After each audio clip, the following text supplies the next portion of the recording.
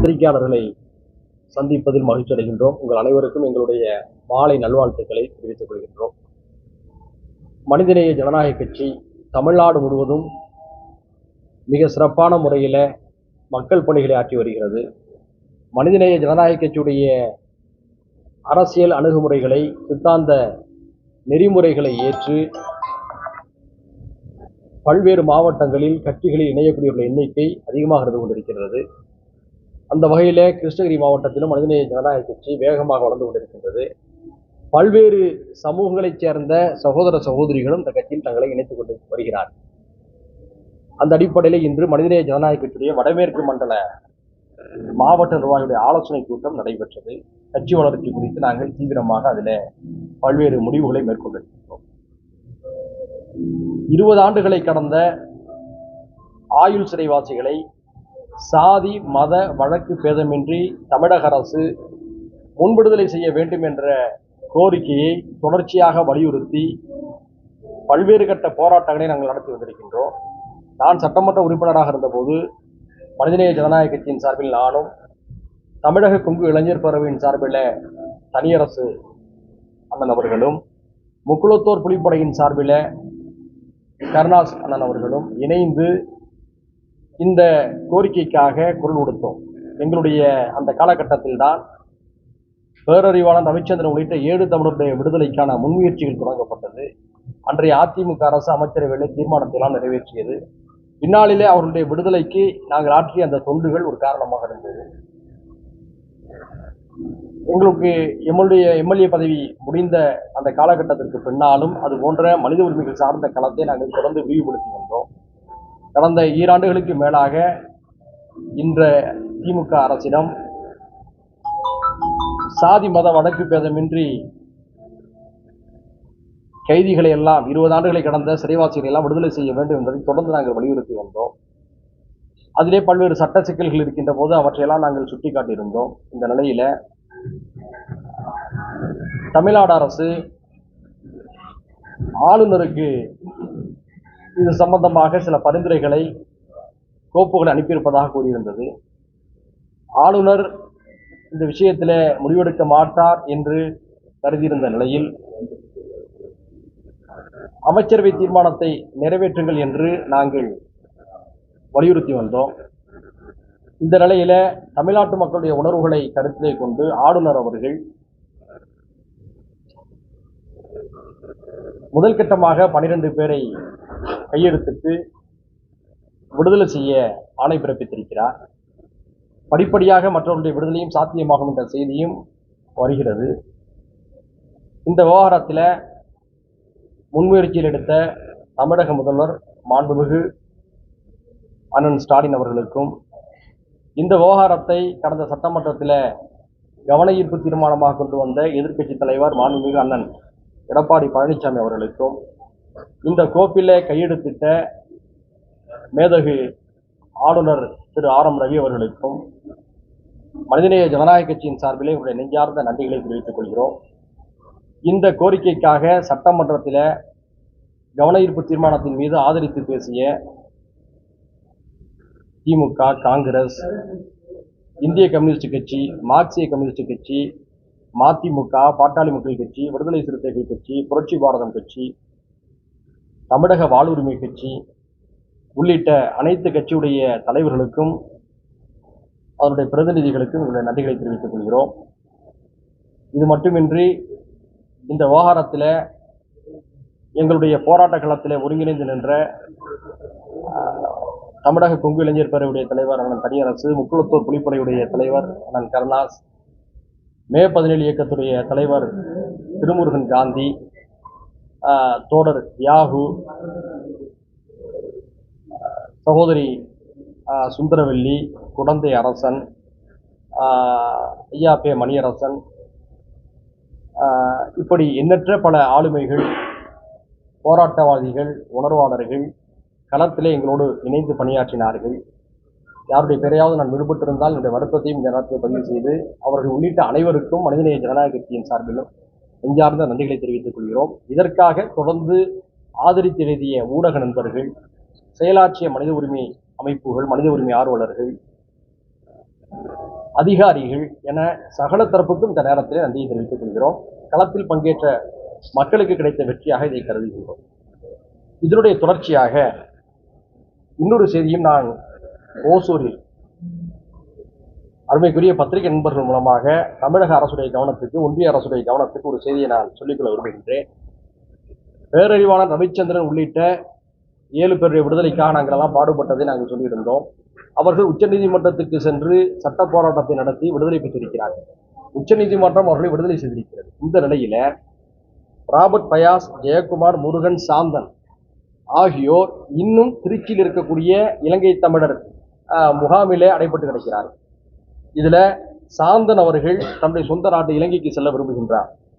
Robert bias, Murugan இருவரும் அவர்கள் குடும்பம் வசிக்கக்கூடிய வெளிநாடுகளுக்கு, அது ஐரோப்பாவாக இருக்கலாம் அல்லது ஆஸ்திரேலியாவாக இருக்கலாம், செல்ல விரும்புகிறார்கள். ஜெயக்குமாருடைய குடும்பம் சென்னையில் தான் இருக்கிறது. அவர் தன் குடும்பத்தோடு இணைந்து வாழ விரும்புகிறார். உச்சநீதிமன்றம் அவர்களை விடுதலை செஞ்சிருச்சு. அதன் பிறகு எதுக்கு அந்த முகாம் நம்ம அடைச்சி வச்சிருக்கணும்? அது இன்னொரு சிறை போல தானே. எனவே ஒன்றிய அரசும் தமிழக அரசும் இது சார்ந்த அதிகாரிகளும் இது சம்பந்தமாக மனிதாபிமானத்தோடு பரிசீலித்து அவர்கள் விரும்பக்கூடிய நாடுகளுக்கு செல்ல உதவ வேண்டும். தங்கள் குடும்பத்தினரோடு நிம்மதியாக வசிக்க உதவி செய்ய வேண்டும். ராபர்ட் பயாஸ் அவர்கள் 7 நாட்கள் இது சம்பந்தமாக உண்ணாவிரதம் இருந்திருக்கிறார். அதிகாரிகள் பேச்சுவார்த்தை நடத்தியிருக்கிறார்கள். இவற்றையெல்லாம் செய்து தருவதாக அவரும் கூறியிருக்கிறார், அதிகாரிகள் கூறியிருக்கிறார்கள். உடனடியாக செயல்படுத்தி தர வேண்டும் என்று ஒன்றிய மாநில அரசுகளை இந்த நேரத்தில் வலியுறுத்தி கேட்டுக்கொள்கிறோம். பத்திரிகை நண்பர்கள், ஊடக உறவுகள் குரலிட்டு அவர்களுடைய உணர்வுகளை மதித்து இதற்கு ஆதரவான கருத்தியல்களுக்கு நீங்கள் பதிலளிக்க வேண்டும் என்றும் அன்போடு கேட்டுக்கொள்கிறோம். அடுத்ததாக 2016 ஆண்டு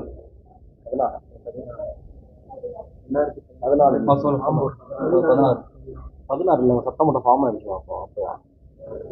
2015 ஆண்டில் ஆம்பூரிலே ஒரு விரும்பத்தகாத ஒரு கலவரம் நடைபெற்றது. அதில் நடைபெற்ற எந்த சம்பவங்களையும் நாம் யாரும் ஆதரிக்கக்கூடாது, அதெல்லாம் கடுமையாக கண்டிக்கத்தக்கது. வன்முறை யார் கையில் எடுத்தாலும் அது தவறு. அந்த நேரத்தில் ஒரு சிலர் தவறு அந்த ஊரிலே சில பதற்றத்தை உருவாக்கி, அந்த நேரத்தில் ஒரு சிலர் அவர்களை தவறாக வழிநடத்திய காரணத்தினாலே வழக்குகளிலே சிக்கி இப்போது வரை சிறைகளுக்கு சென்றவர்களாக இருக்கிறார்கள். நீதிமன்றத்துக்கு சென்று வந்து கொண்டிருப்பவர்களாக இருக்கிறார்கள். மனிதாபிமான அடிப்படையில் இதில் ஈடுபட்ட எந்த தரப்பை சேர்ந்தவர்களாக இருந்தாலும் அவர்கள் மீதான வழக்குகளை நல்லெண்ணத்தின் அடிப்படையில், மனிதாபிமானத்தின் அடிப்படையில் அவர்கள் தங்களுடைய தவறை உணர்கின்ற காரணத்தினால அந்த வழக்குகளை எல்லாம் மாண்புமிகு தமிழக முதல்வர் அவர்கள் திரும்ப பெறுவது குறித்து மனிதாபிமானத்தோடு பரிசீலிக்க வேண்டும் என்று இந்த நேரத்தில் கேட்டுக்கொள்கிறோம். உத்தரகாண்டில் ஒரு பள்ளிவாசல் இடிப்பை தொடர்ந்து ஜனநாயக ரீதியில தங்களுடைய எதிர்ப்பை தெரிவித்த பொதுமக்களின் மீது மிக மோசமான அடக்குமுறைகளை அந்த மாநில பாஜக அரசு ஏவி அரசால 8 பேர் இதுவரை கொல்லப்பட்டிருப்பதாக தகவல்கள் வருகிறது. சமூக வலைதளங்கள் எல்லாம் தடுத்து நிறுத்தி வைக்கப்பட்டிருப்பதாகவும் செய்திகள் வருகிறது. நாடாளுமன்ற தேர்தல் வருகின்ற நேரத்தில் இந்த நாட்டில் அமைதியை சீர்குலைத்து வன்முறைகளை உருவாக்கி பதற்றத்தை தூண்டக்கூடிய வேலைகளை ஒரு சில சக்திகள் செய்து வருவது வருந்தத்தக்கது. நாட்டு மக்கள் இவருடைய விவகாரத்தில் எச்சரிக்கையாக இருக்க வேண்டும். நாட்டில் அமைதியும் சுமூகமும் நிலவ எல்லோரும் ஒருங்கிணைந்து செயல்பட வேண்டும் என்று கேட்டுக்கொள்கிறோம். பாஜக பொறுப்பை உணர்ந்து தங்களுடைய அரசியலை முன்னெடுக்க வேண்டும் என்பது வலியுறுத்தி கேட்டுக்கொள்கிறோம்.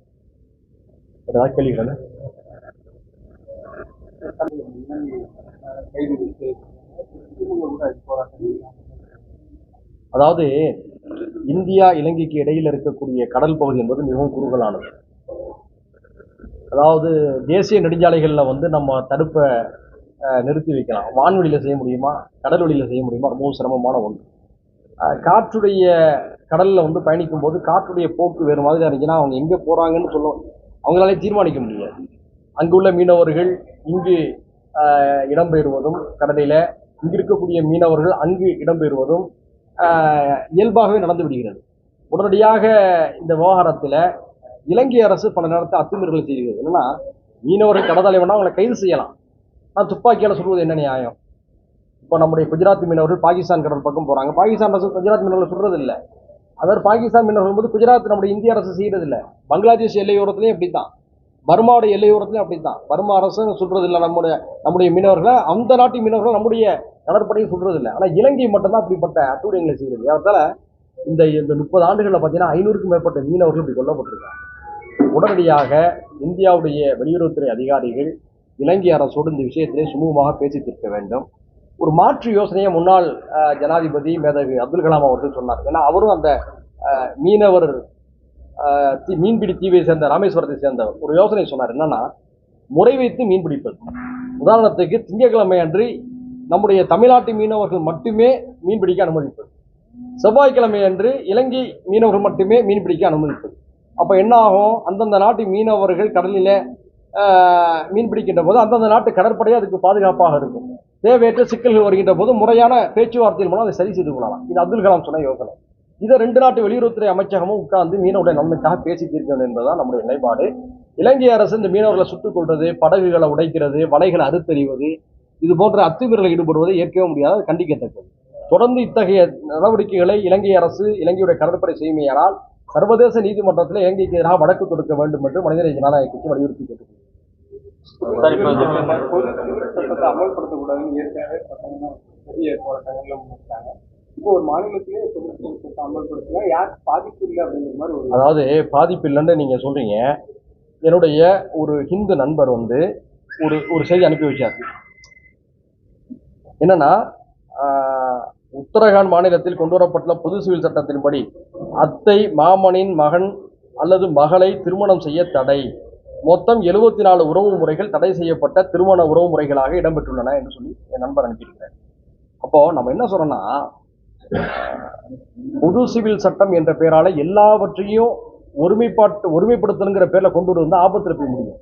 ஒவ்வொரு மாநிலத்துக்குன்னு ஒரு பண்பாடு உண்டு, ஒவ்வொரு மாநிலத்துக்கு ஒரு கலாச்சாரம் உண்டு. ஒரே மாநிலத்திலே பல மாவட்டங்களில் வெவ்வேறு விதமான திருமண முறைகளே இருக்கிறது. அதாவது தமிழ்நாட்டில் இந்து சமுதாய நண்பர்கள் செய்யக்கூடிய திருமண முறை வேறு, வட இந்தியாவில் செய்யக்கூடிய திருமண முறை என்பது வேறு. அதே மாதிரி தான் கோவாவில் இருக்கக்கூடிய கிறிஸ்தவருடைய திருமண முறை வேறு, மணிப்பூரில் இருக்கக்கூடிய கிறிஸ்தவருடைய திருமண முறை வேறு. இப்படி வெவ்வேறு கலாச்சாரங்கள், பண்பாடுகள், நம்பிக்கைகளை கொண்டுதான் நம்முடைய நாடு. இதையெல்லாம் நாங்கள் அடிச்சு உடைச்சிட்டு ஒரே மாதிரியா கொண்டு வரோம்னு சொல்றது வந்து எந்த மக்களும் இருக்க மாட்டாங்க. பொது சிவில் சட்டம் என்பது ஏதோ முஸ்லீம்களுக்கு மட்டுமே ஆபத்தானது நினைக்கிறாங்க. அது இந்துக்களுக்கு ஆபத்தானது என்பது இந்த புரியுதுல, கிறிஸ்தவர்களுக்கு ஆபத்தானது, எல்லா மக்களுக்கும் எதிரானது. நான் கேட்கிறேன், இது யாரு கொண்டு வர சொல்லலாம்? இது என்ன வந்திருக்கு? பொதுவான விஷயங்கள் எல்லாத்தையும் நம்ம எல்லாம் ஒன்னா தானே இருக்கோம். இப்ப டிராபிக் ரூல்ஸை மீறினா ஒரு இந்துவா இருந்தாலும், முஸ்லீமா இருந்தாலும், கிறிஸ்தவா இருந்தாலும் ஒரே சட்டம் தான். ஒரு கொலை ஒண்ணு நடந்துச்சுன்னா அந்த கொலையை செய்யறவர் எந்த ஜாதி எந்த மதமா இருந்தாலும் ஒரே சட்டத்தில் தான் தண்டிக்கப்படுறாரு. ஒரு 4-5 விவகாரத்துல ஒவ்வொரு மக்களுக்கும் தனித்தனி சலுகைகள் இருக்கு. அதை வந்து என்னமோ அந்த நாட்டுக்கு வந்து ஆபத்து போல வந்து அவங்க சித்தரிக்கிறாங்க. அது நாடாளுமன்ற தேர்தல் நெருங்குது. அதற்கு முன்பாக பதட்டங்களை உருவாக்குவது, பரபரப்புகளை தூண்டுவது, பெரும்பான்மை சிறுபான்மை மக்களுக்கு மத்தியில் அவநம்பிக்கை உருவாக்குவது, இந்த வேலைகள்லாம் திட்டமிட்டு செய்யறாங்க. ஆனா ஒண்ணுங்க, நீங்க என்னதான் செய்தாலும் இவங்களுடைய அரசியலை பொதுமக்கள் விரும்பவில்லை. எங்களோட தாயாய் பிள்ளையா வாழக்கூடிய இந்துக்கள், கிறிஸ்தவர்கள், தலித்துகள் நம்ம வருத்தப்படுறாங்க. நம்மளாம் இவ்வளவு ஒத்துமையா இருக்கிறோம், எந்த பிரச்சனையும் இல்லை, ஏன் இந்த வேலையெல்லாம் பண்ணிக்கிறான்னு சொல்லி திருப்பி கேட்கிறாங்க.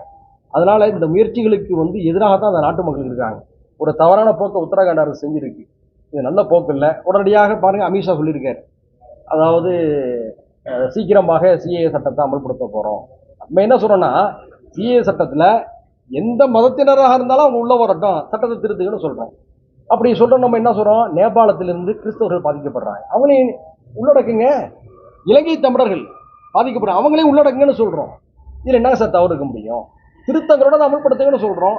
குறிப்பிட்ட மதத்தினர் வரக்கூடாது, குறிப்பிட்ட மொழியினர் வரக்கூடாது என்று சொல்வது என்ன நியாயம்? இதைத்தான் நம்ம வலியுறுத்துறோம். அப்போ இவங்க வந்து தவறான முறையில மக்களை வழிநடத்தி பரபரப்பில் மக்களை ஆழ்த்துவது, மக்களை எப்போதுமே கொந்தளிப்பிலும் நெருக்கடியிலும் வைத்திருப்பது தான் உங்களுடைய அரசியல். அதை தான் செய்யறாங்க. நமக்கு எல்லாம் பயமா இருக்குன்னா, இந்த நாடாளுமன்ற தேர்தல் வரதுக்குள்ள என்னென்னவெல்லாம் அவங்க பண்ண போறாங்கன்னு தெரியல. நாட்டில் என்னென்னவெல்லாம் நடக்குங்கிற ஒரு அச்சம் ஏற்பட்டது. ஜனநாயகத்தை பத்தி நம்ம கவலைப்படுறோம்.